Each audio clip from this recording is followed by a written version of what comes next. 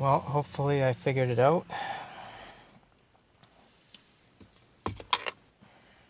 I swapped out the start-stop button, and I'll show you guys how it's acting now. It goes green.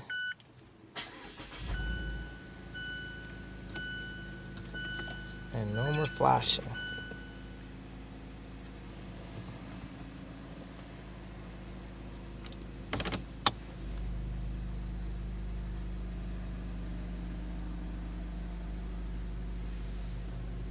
So I think the button was the problem all along. Hope this helps someone. Message me in the down below. See you guys later.